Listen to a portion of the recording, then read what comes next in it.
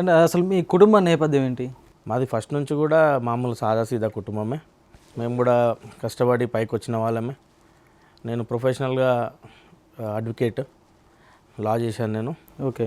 Practice అయితే ఎక్కువ లేదు, మామూలుగా బిజినెస్లు చేయడమే మాత్రమే నాది. డాడీ కూడా ఆల్విన్లో ఎంప్లాయ్ చేశాడు. ఆల్విన్ మూతబడింది. అప్పుడు పీజీఆర్ఎంబడి డాడీ కూడా బాగా పాలిటిక్స్లో యాక్టివ్గా తిరుగుతుండే. వీళ్ళందరినీ ఆదర్శంగా చూసి వాళ్ళు చేసిన సేవలు అవన్నీ చూసి నేను కూడా పాలిటిక్స్లో రావడం జరిగింది. ఓకే. ఒక మూసాపేట డివిజన్కి ఎన్ఎస్యుఏ అధ్యక్షునిగా చేసి గల్లీ నుంచి ఢిల్లీ వరకు జాతీయ కోఆర్డినేటర్గా ఎన్ఎస్యుఏలో గల్లీ నుంచి ఢిల్లీ వరకు ఎలా సాధ్యమైందంటే ఏం చెప్తారు? ఇది నిజంగా చెప్పాలంటే రాహుల్ గాంధీ గారి వల్ల ఈరోజు మేము ఢిల్లీ వరకు వెళ్ళగలిగినాం. ఎలా అంటే మా ఎన్ఎస్యుఏ కానీ యూత్ కాంగ్రెస్ అనే దానికి ఎలక్షన్ సిస్టమ్ ఉంటుంది. ఎలక్షన్స్లో గెలిచిన వాళ్ళు మాత్రమే దాంట్లో వర్క్ చేయడం ఉంటుంది.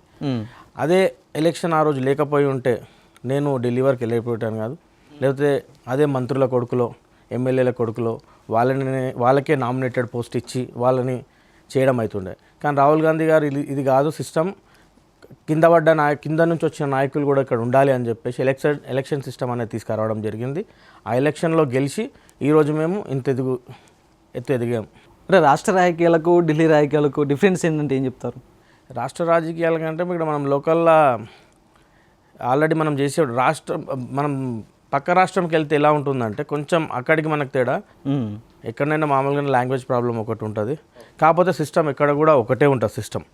అక్కడ మనం ఇక్కడ చేసేవారికి అక్కడ చేయడం, కాకపోతే అక్కడ మనం వెళ్ళి ఒక 10 మందితో వర్క్ చేయించడం జరుగుతుంది అక్కడ.